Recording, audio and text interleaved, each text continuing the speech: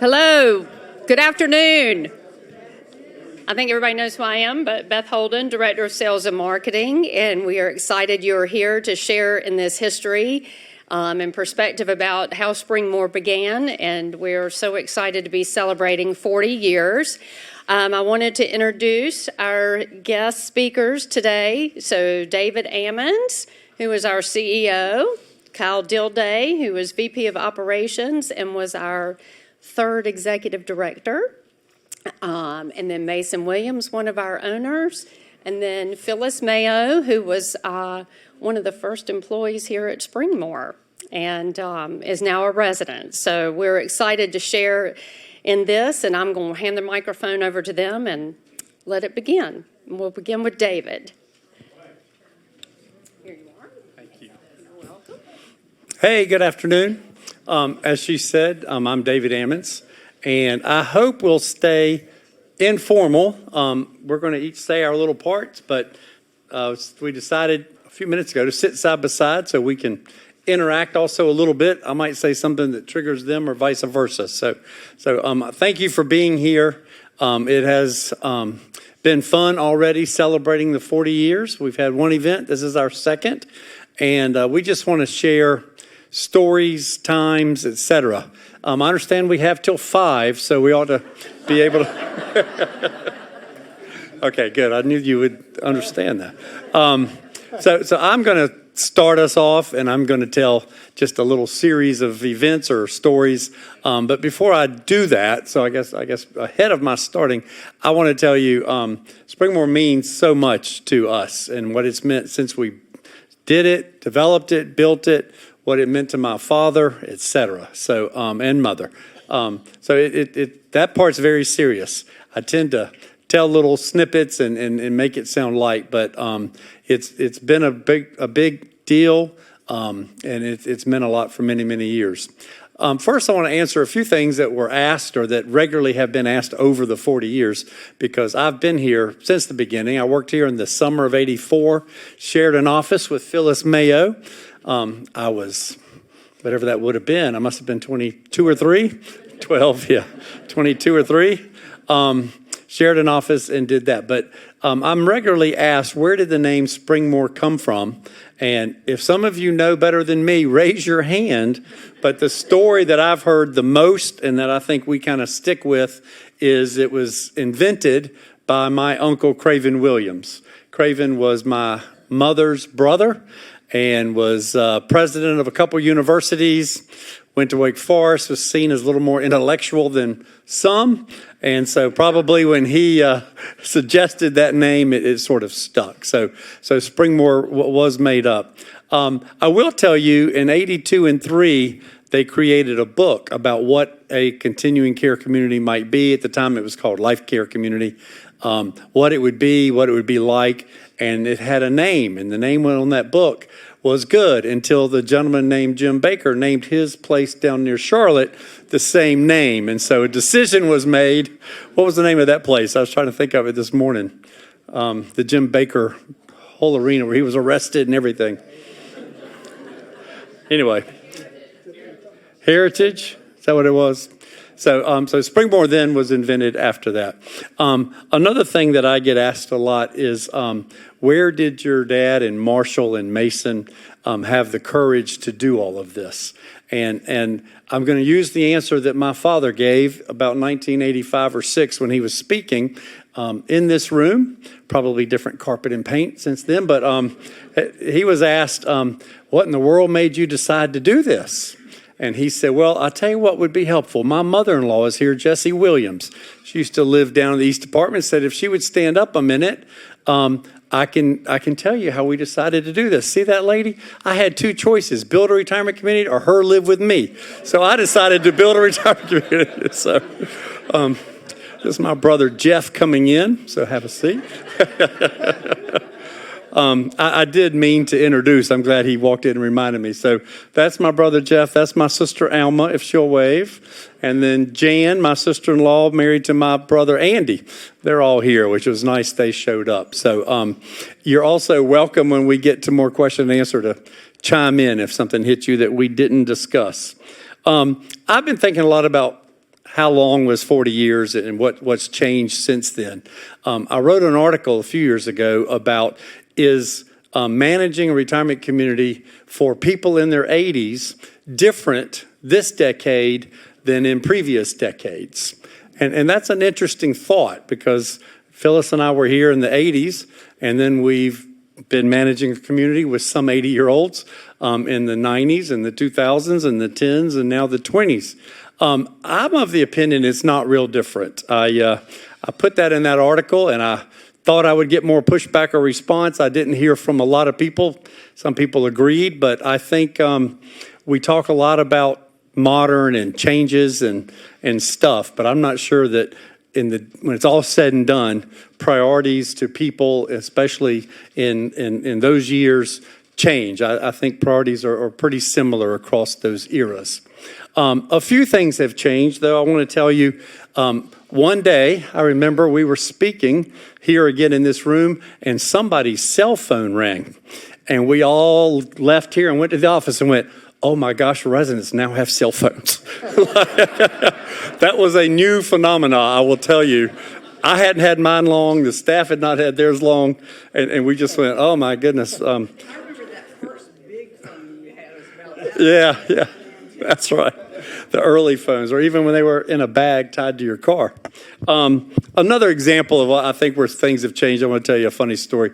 So one day, I was executive director, as I think they mentioned. Marshall Evans was the first executive director, and then I was second, and Kyle was third. I guess Fred was fourth, and now Brandon's. But I was executive director and was in the office, and one of the ladies there in the front where Jessica and them sit now, a resident came in and said, I don't know exactly what I'm asking, but I need to fax this to my son's office. And, Jessica, oh, sure, we have a fax machine. I'll be right back. What's the phone number? So she went and she came back and she gave the lady back her piece of paper. And the lady goes, oh, I promised him we would do it. Were you not able to fax it? And she said, well, no, we just did. And she goes, well, then why do I still have the paper? So the technology has changed a good bit. So that sounds a little funny, but reminds me, we've been through 40 years of, there were no personal computers when we started. Then there was fax machine, as I just indicated. I mean, just on and on. Now we're trying to add more Wi-Fi and on and on. It's just a crazy amount of change. Another thing that is just a funny story to me, I remember from way back, is Marshall Evans, who many of you know, and we were hoping would be able to join us today, but has a commitment, was our first executive director. And he took care of the day-to-day, took care of all the problems. My parents did a lot, but they did not get involved too much in Marshall's day-to-day and everything that he was handling. And so one year, we'd only been open a year or two, and somebody said, well, Judd, we'd like for you to come and speak at the Residents Association. And so I promise you, Marshall was nervous because you just didn't know what might come out of my dad. But so he stood up there and somebody said, well, you really haven't given us a report. How's it doing? There's like 100 of us live here now, and the East Apartments have been the first to open. How's it doing? And he said, oh, it's doing great. We're not losing nearly what we thought we would. And in his mind, it meant we're on track. But it scared 100 people in this room a great deal. We did recovery from that comment for some time. Another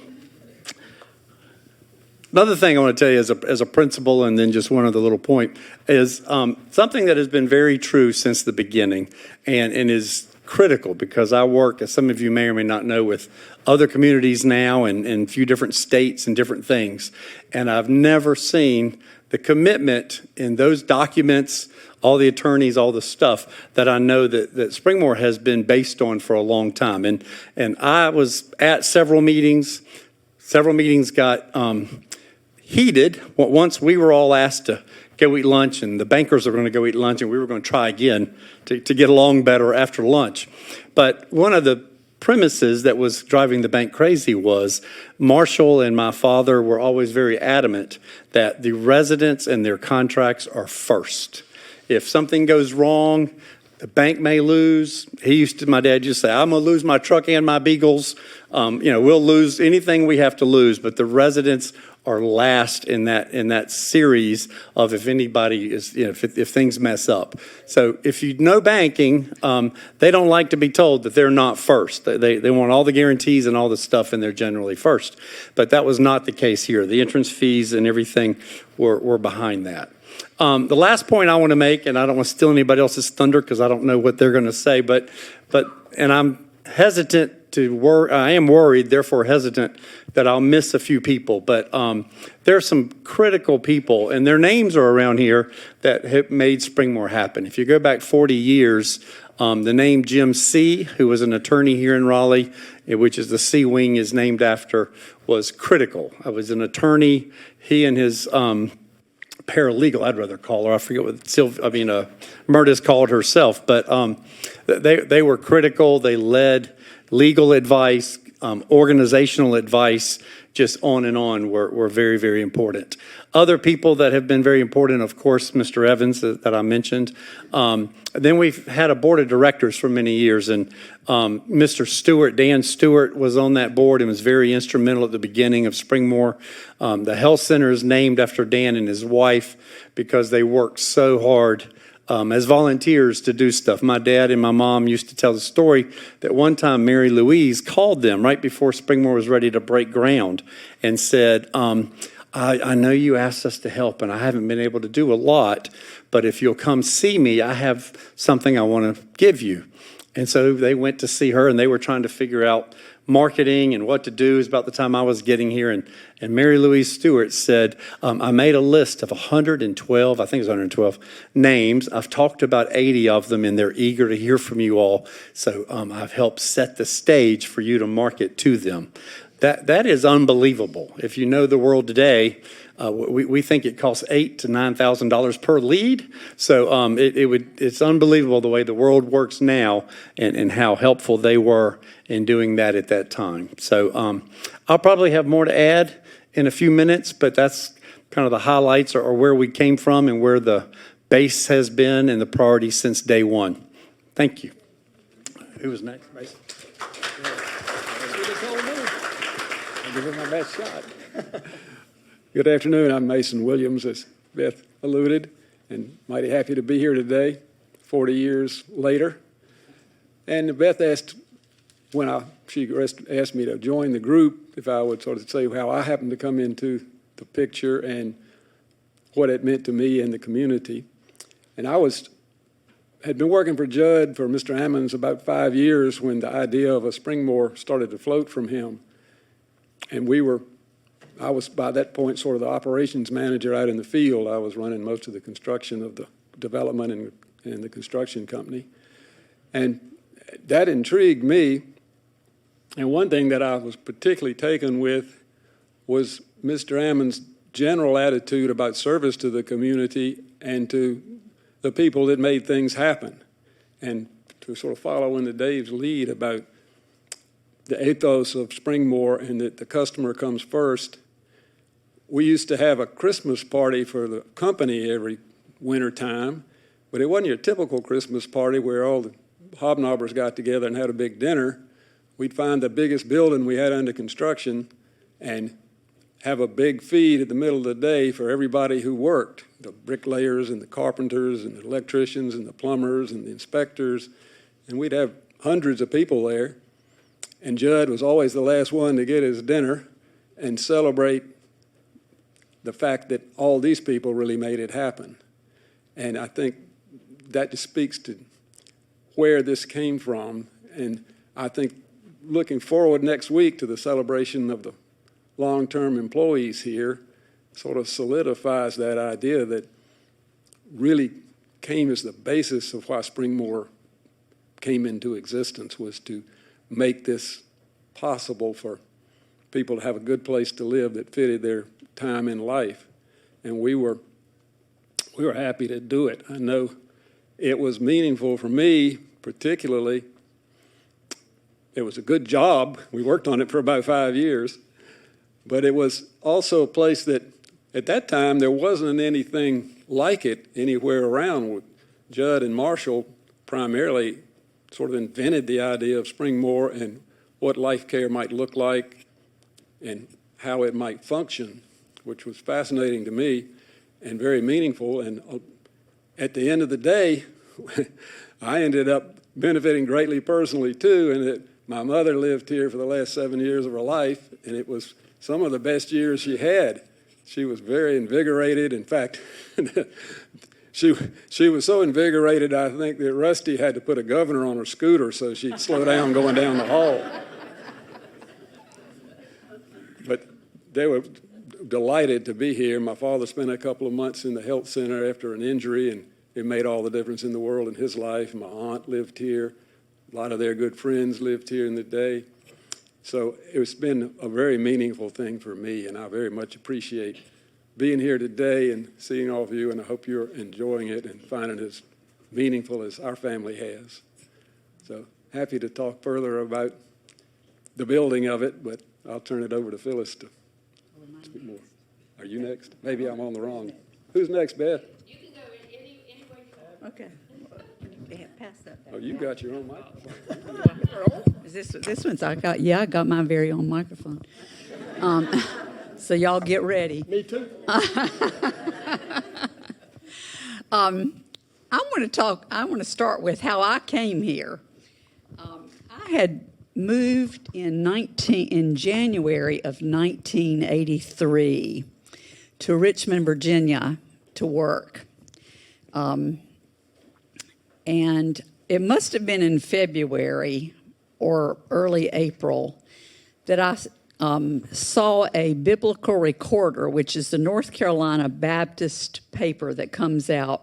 I think it came out weekly or every other week then.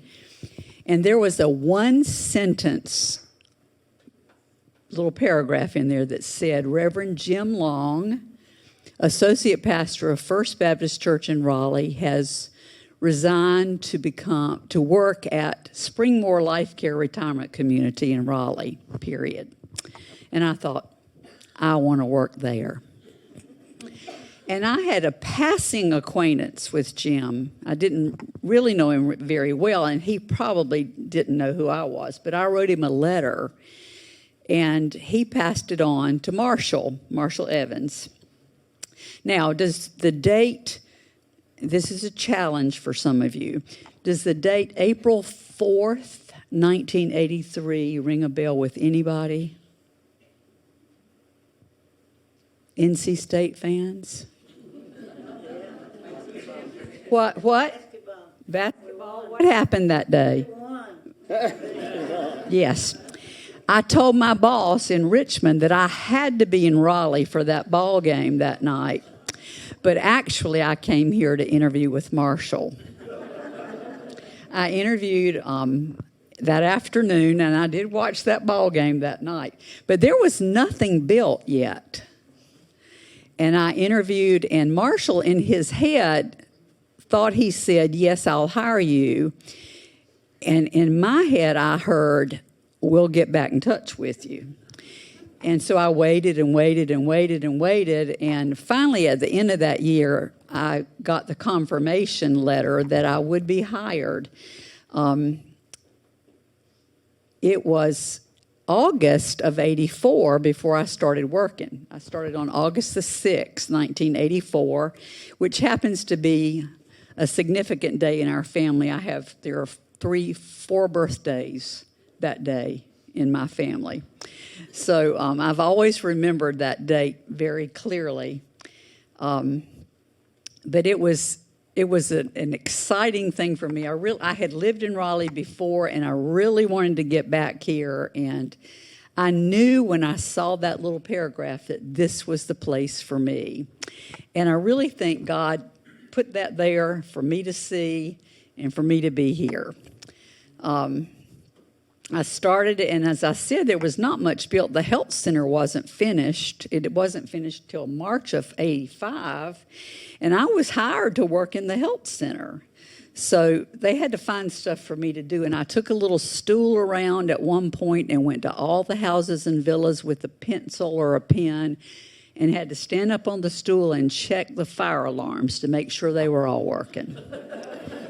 I had to order the shower curtains to go in the health center bathrooms. I did all kinds of stuff. One of the first things I had to do was I had to sit for the first week and read the manuals. I thought I was going to die of boredom that very first week. I burned my arm the morning of my first day. I was ironing a blouse, and I burned my arm. There's a little scar there for a longest time where I burned my arm. We had 30 minutes for lunch. I ran out for lunch, put my drink in my pocketbook, promptly turned that over in my pocketbook. But finally, things got rolling, and I did activities for a little while in the health center. I called it bingo and Bible study. I would go down the hall and I'd say, "Do you want to come to bingo?" And I got room after room. I was yelling at everybody. And I got to one lady's room. She said, "Honey, you don't have to yell at me. I can hear you." But anyway, after a while, the state came in and they said, "You have to have a social worker." So Marshall said, "Will you be the social worker too?" I thought, I don't know what that is. So I continued to work full-time at all kinds of odd hours and went back to school at UNC and got my social work degree part-time over 3 years. And then I became the social worker for 7 years. And then there were some people that were beginning to say, we need a chaplain. And I had already been to seminary before I ever came here. And so when they got on that bandwagon, I got on that bandwagon. And finally, I was given the go-ahead with I could become the social worker at the beginning of the next year when it could be put in the budget. So I did the activities in the social work for about 7 years, and then I was the chaplain for 28 years. So 35 total. I actually moved in 2 years before I retired because, as those of you who were watching me get up here saw, I don't walk very well. But it was already home. I said I did everything but sleep and eat here. I might as well go ahead and move in. So, and have loved being here. Last night I was lying in bed, couldn't go to sleep, and there were tons and tons and tons of names and faces that just kept coming and coming and coming to me.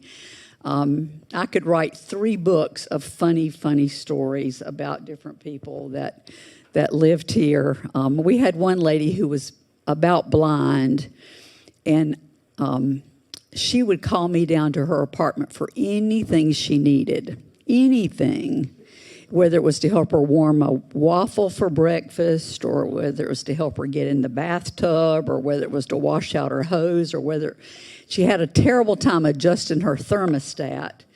And Marshall finally said, she's got you wrapped around her little finger. You need to not be going there so much. But we have had wonderful, wonderful people here. I think as a chaplain, I probably did over 1,000 memorial services. And probably between memorial services and Vesper services, did probably 2,500 services. Beulah Cameron was the pianist. She was the one and only person who played for Vespers for most of the services for about 25 years. And I figured out together with her that we did about 2,500 services together. I've missed Beulah a lot, but it's been just a delight to be here, to be among residents now as one of the younger people here. It's kind of nice. I'm not the youngest, but I'm one of the younger ones, and that's kind of fun too. I have my scooter, and I park it in front of my door, for those of you who don't know, because I sleep late. And people know not to bother me if my scooter is still in front of my door. In fact, somebody may be here. I'm not sure. I don't see her. But somebody was about to knock on my door one day, and she said, "Don't knock on her door. She's probably not up yet. Her scooter's not been moved." So anyway, we'll probably maybe it'll come back to me again. I'll think of something else to say. Go ahead, Kyle. Thank you. I should tell Phyllis, I learned something today. The preacher lied. She said, I'm going to a ball game, and she came and interviewed with Marshall. I'm trying to get over that. I still haven't quite gotten over that yet. But anyway, I'm Kyle Dilday, and I have been extremely blessed and fortunate to be here since March 1 of 1987. I was quite young at the time, still young, but it's been a very, very interesting experience for me, and I'm very honored to be sitting up here with these people. I'm the youngest in tenure of any of these people, and it's 37 and a half years, I guess, for me. So you see what experience is on this stage for you to see. But I want to say that as I came here, first of all, I guess I should say, Beth asked me, tell them a little bit about how you got to be here and what's changed since you've been here. Well, the change is easy. My hair's turned a different color. I have to wear reading glasses. There's a whole lot that's changed since I've been here. But a lot has also changed with Springmoor. But I was a very young 28-year-old, I guess, when I got here. And I came in as the administrator of Stewart Health Center. I had been, I'm going to tell them about my interview with Marshall. Can't pass that up. But I was 28-year-old, I believe, when I got here. And I had been in the nursing home business for only about 4 or 5 years. I'd been an administrator, nursing home administrator in Greenville, North Carolina. And I just wanted to get out. Clearly, I'm not from the north. I am from eastern North Carolina. Grew up on a farm in a little place, big city called Ahoskie. And so I am very familiar with wanting to get out of a place and wanting to go somewhere else. And I felt that I just wanted to end up somewhere in the Piedmont part of North Carolina, just in my heart. But I looked and I saw an ad for Springmoor. And I applied, and I had no idea that it was an agency. I didn't know what a personnel agency was at that time. So they called me, set up an interview with a gentleman named Marshall Evans. Okay. The day I had my interview was, I believe it was in 1987, the beginning of 1987, where we had the ice storm. A lot of ice everywhere. We were in Greenville, and my wife said, I will go with you. Good, because hopefully we get to move there. I was like, Phyllis, this is just something I wanted to do. I never heard of continuing care, didn't know what a continuing care retirement community was. All I knew was a nursing home that I was operating, and it was a Medicaid-run nursing home. And so I thought, well, let's see what it's about. So I came up for an interview. I have no idea what time it was when I got here, but I can tell you that it took a long time to get here because of the weather. And I went in to see Marshall, and I told my wife, I said, just stay here in the car. I'll leave the car running. Let the heat stay on. I nearly ran out of gas because literally 5 hours later, after being with Marshall, he said, well, I guess we're about ready to wrap it up. I want to show you a tour. I want to show you around Springmoor. So we head over to South Village. As I see the smoke coming out of my tailpipe and my poor wife sitting in the car, and I just wave and we head over to South Village. He did end up saying, hey, I want you to meet this gentleman named Judd Ammons. He said, he's from the mountains. He's a wonderful man. I want you to meet him. Okay, so a few days later I came back. Met Judd and Marshall. David, I don't know if you were there or not. I don't remember. At Rockola Cafe up here at the shopping center at the corner of Sawmill and Six Forks. And he was a man that you'll not forget if you ever knew him. He was a wonderful human being that, quite honestly, my father died when I was 24. And so I'm not a part of the Ammons family, but I feel like I'm part of the Ammons family. He took me under his wing, and we went to Mars Hill on several occasions, just he and me riding together. And, you know, all of the things that you've heard about what is instilled in Springmoor was exactly what was in my heart that I wanted to do and was instilled in me. And I saw the passion in his heart and in his eyes for what he wanted. And then I met Joe Ellen.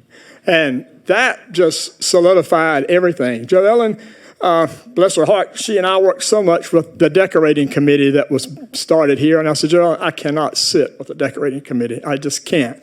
So, of course, she took it graciously, but she and I worked a lot together. And they were two very influential people in my lives, and it's been a great, great ride from that point of view. Of course, the day I got here, David Ammons was sitting back in one of the offices, and Marshall introduced me on my first day, and we chatted, and 37 and a half years later, we're still here together. Some of the staff will tell you, they'll call me and ask me something, and they'll laugh, and they'll go, I said, what are you laughing about? That's exactly what David said. Y'all said exactly the same thing, or vice versa. And we're going, well, I guess, I'm not sure if that's good or bad, but it rubs off, I guess, after some point in time. But I think the real point was we had the same mission. We had the same goal of what we wanted to do, which is have Springmoor be resident-focused. The resident come first. Anytime we could say yes, we would, but we knew we had the greater view of the community in hand because we have to do what was best for everyone. So I've been extremely blessed to be a part of that for my entire career, I will say, since then, because I was quite a young man then. I'd only been in long-term care for about 5 years when I got here. I worked with Mason when we were doing the health center. He decided to sail around the world, decided he was going to be gone a year and stayed gone 5 or 6 or whatever it was. And so we've been through a lot of those things also. So I just sit here thinking about how short and how long 40 years has been. In some ways it's been short, in some ways it's been a long time. To have to sit in line, literally, in the office waiting for Marshall because he wanted to see you and you went up and he had little chairs in the hallway. I sat beside Phyllis in that hallway waiting. And the door would open and you were next. And you'd go in and do whatever and next and next. And you'd go through. From those days, which were miserable, waiting to go see him, to the days we are now, it's wonderful to see the leadership that we have at Springmoor now. And Brandon's done a tremendous job. And I'm just very happy to be a part of the executive director leadership that came through. I was executive director about 12 and a half years or something here at Springmoor. I started as the administrator in Stewart Health Center. As I said, I became the assistant director. Then I became the associate director and then the executive director. So I worked with David as he was executive director when I was the associate director and learned a whole lot during all of those times that I was here. I also want to share a little bit, and I had to write it down. I see I lost my paper here. Some things that occurred during the 40 years that I thought of, that I thought were just something that sometimes we take for granted has always been here. But first of all, I've seen the C Wing we talked about, the memory care unit opened and built, and which includes the D and the E hall, we currently call it, at Stewart Health Center, which is where the short-term rooms are. The Clayton Wing has been built since I was here as our private room section. We, of course, did the Wellness Center, where we have a Pathways program over in South Village, which includes, a nice pool and our exercise area there. Our big one, getting through with Judd and Joe Ellen, was the Springs, the bar, the hospitality room. We were trying to figure out what to call it so Judd wouldn't get us. But the hospitality area, the bar area, both in North and South Village now that exist. We have added the grills that we have in North and South Village during that time. And, of course, there's been many renovations to the front entrance here of the main building has changed. The dining rooms have changed. South Village portico area is nothing like it used to be, which was literally just a drop-off to what it is now with the beautiful area over there. So we've seen a lot of those physical changes. Then David alluded to internet. That's probably one of the biggest things. As he said, it was pretty amazing when I was thinking back, as Phyllis was saying, I was sitting down thinking the other day, and I thought, what has really changed? And I saw, we didn't have any internet. We didn't have any emails. It was, as I tell Brandon all the time, don't look at your emails on the weekends. You have to have some family time. I realized that's because I didn't have them. What I had was letters in my box when I came in on Monday morning. Y'all wrote two-way memos. Two-way memos from Marshall. I made Kyle one time show me that he could actually write so that it could be read. I probably still have that in a file somewhere. He would scribble. I said, I know you can write. I want you to write something. And that was right before she gave me for it. Christmas a handwriting for beginners books that I never did go through. But the internet did change the way we communicate. And obviously, it changed everything, the way we research things, the way we find things. But that didn't exist. And I think back of that, how did that happen? But it did. We went from a computer club. I mean, computers were not here. And we had a computer club that was to be started by a gentleman in South Village that I work with primarily. And we had more debates over who was going to pay for the print cartridges and the printer than anything else. And from the computer club, I checked with Daniel this morning, and we have 150 workstations now at Springmoor. So we went from nothing to computers to 150 computers. And all at the same time, we were told during that time that it was going to help reduce staff. I haven't quite seen that happen yet, but in fact, we have increased staff in our business office when we reduced staff with computers. Fax machines, as David pointed out, was one of the first things, and they still amaze me today. But the fax machine that we got was something that came into play. Our clinic expanded and had new services added. Dr. Edmondson, as many of you knew, was here for many, many years. Actually, he was here when I got here in March of '87, and we worked together the entire time until he retired, a year and a half ago, I guess. And so we've had to now, of course, find a new medical director for Stewart Health Center. Our home care programs began since the beginning of time, both what we're doing here on campus and what we're beginning to do off of campus. The wellness program itself that Carrie is running has started from a few of us sitting in the conference room talking about dimensions of wellness and physical and emotional and psychological and spiritual to the fact of what we have today in our Pathways program where everyone works together in order to provide, I think the buzzword is whole person wellness. That is used now, but Carrie Ritchie is running a wonderful program of that. So we've seen our wellness program include into the Pathways has really expanded, and multiple departments and a lot of dimensions of health are covered there. We added a second chaplain because Phyllis couldn't do it.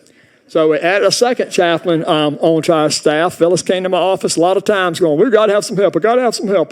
I'm up all night. And it did hit me.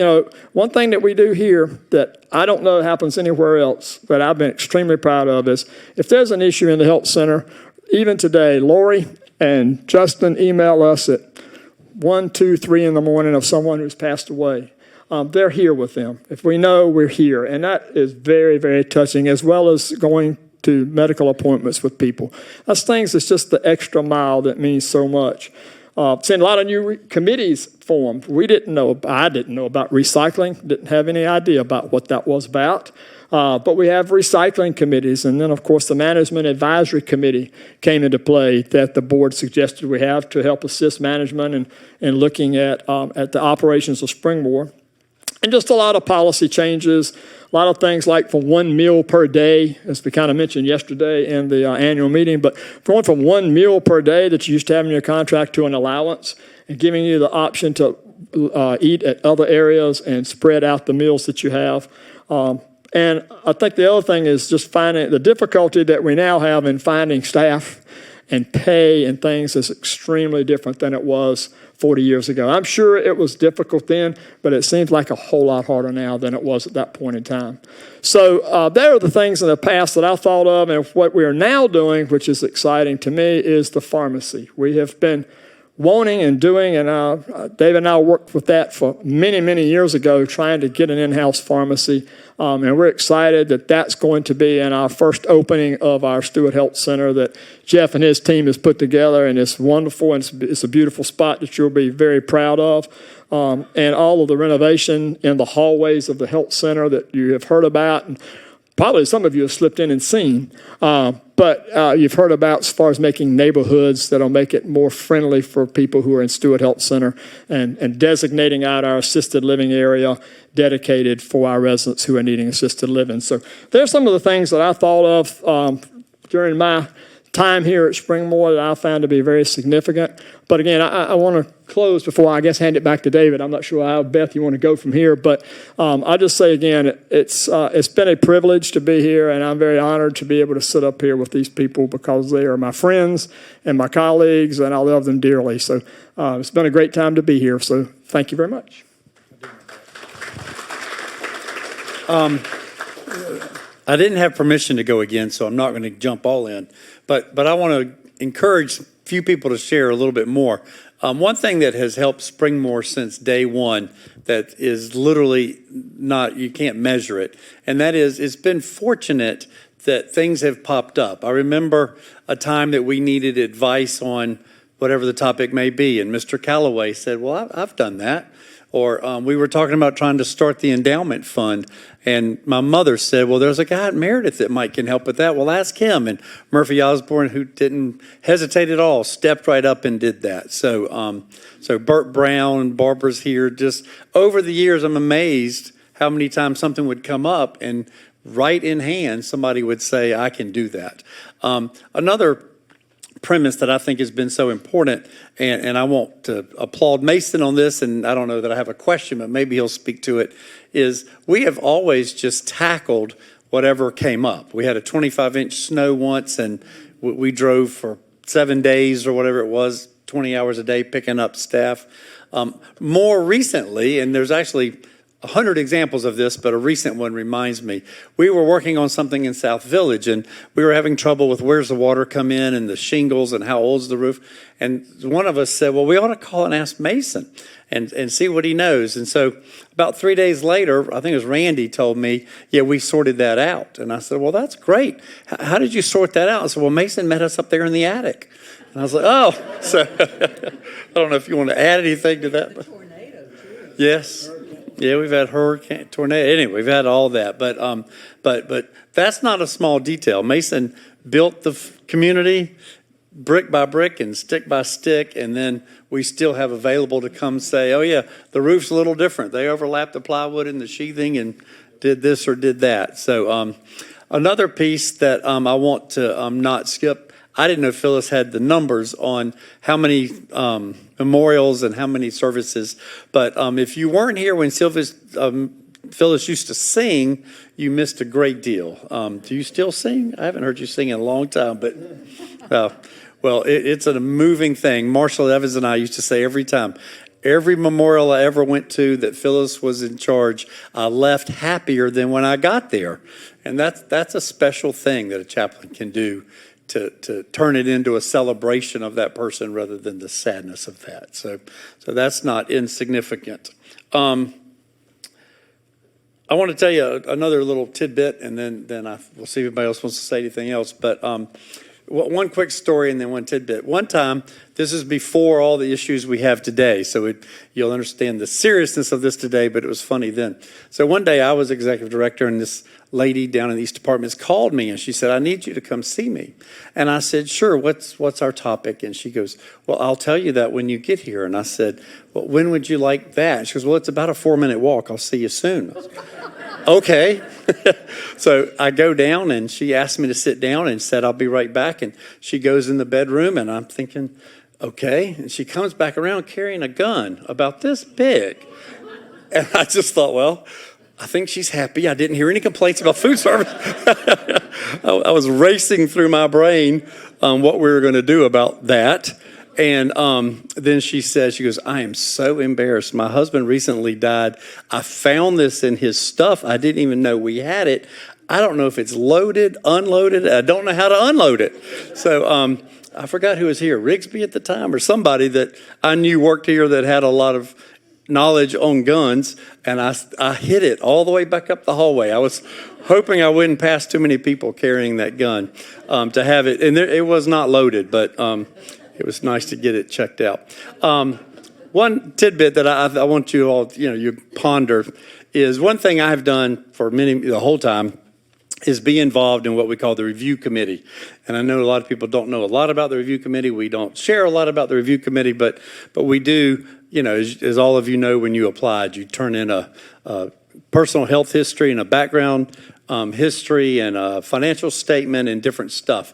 And one thing I've always done in that process is I keep this little log of have we done the forms, and Beth does that now mostly, but we keep chart of have we got this one and this one and this one. And next to that, I'm always had the birth date. And I promise you, this is an amazing thing.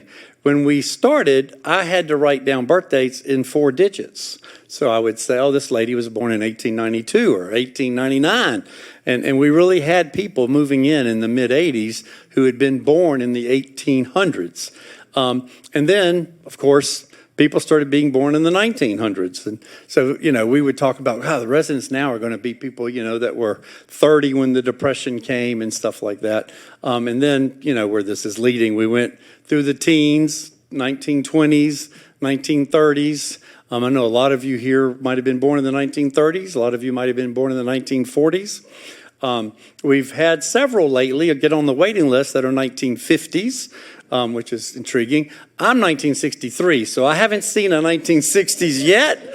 But in fact, when Beth will tell me, oh, it's a young, very active couple, I open the file going, please don't be 1960s.